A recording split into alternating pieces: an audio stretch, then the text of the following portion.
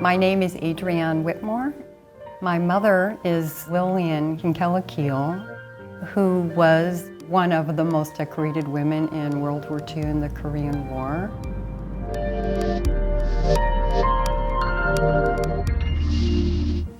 That's Mrs. Walter Keil at her home in Covina, California. Anyone would think she's a typical housewife. She's friendly, she enjoys life, and people enjoy her. What's more, they think they know her well. But few know that Mrs. Keil has a past which is incredible but true. This homemaker and mother is America's most decorated woman. 11 battle stars, 4 air medals, more than 450 air evacuation missions of wounded during World War II in Europe and later in Korea. My mother grew up very poor, so much so that her mother and her 2 brothers lived in a convent. My mother saw all the nuns helping others, and she got interested in becoming a nurse. Somebody mentioned to her, had she ever thought about being an airline stewardess? And at the time, you had to be a registered nurse to be an airline stewardess. One of her passengers said, "With all your experience, have you ever thought about joining the Air Force?" Without hesitation, she just says, "What do I need to do?" Then the beginnings of World War II. So she joined the Air Force, where she evacuated soldiers off the battlefield.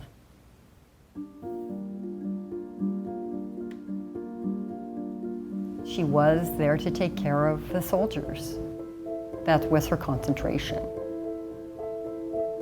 And she cared for each one, bandaging their wounds, keeping them from bleeding, giving them sedation if they needed it. She eventually went on to participate in invasion of Normandy and Battle of the Bulge. And then there was the advent of the Korean conflict. As part of that, she participated in the evacuation of soldiers from the Chosin Reservoir. They called them the Frozen Chosin. It was a short conflict, but one that to this day, I mean, so many recount as having such painful memories of.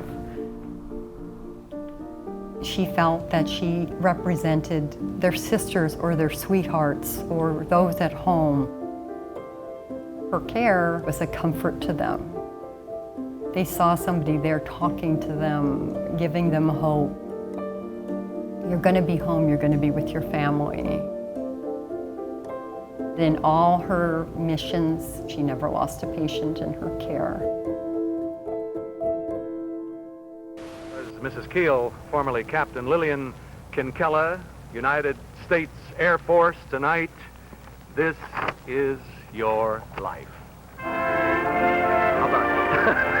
She was honored on This Is Your Life back in 1964.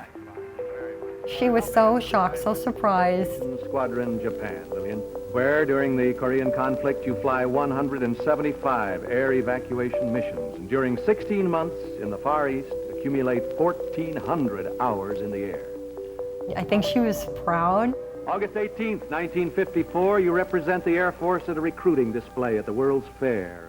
That's the day I met Lillian, and just 5 weeks and 3 days later, we were married. Well, you recognize that voice of your husband, I hope, Walter Keil. By the time she got married, she was 38. She had had such a great life already, and it was time to change roles. She shortly after that became pregnant with my sister. At the time, the Air Force had a regulation that if you had a dependent under the age of 18, you would not be able to continue in the military. I don't think it was her will to leave the military. She was honorably discharged.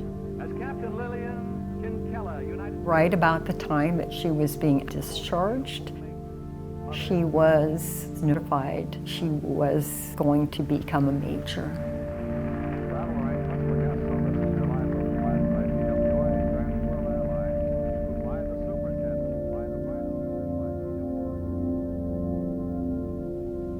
Growing up, honestly, she really didn't talk too much about her military life. She was my mom first. She was proud that she had the girls. And then I was one of the girls, you know, and I realized that nothing, I mean, she couldn't fake that. And she was like, this was the most important thing to her, and it was me and my sister. And no matter what, she would have loved to be a major. I know she would have liked to have done that and continued, but we were her life.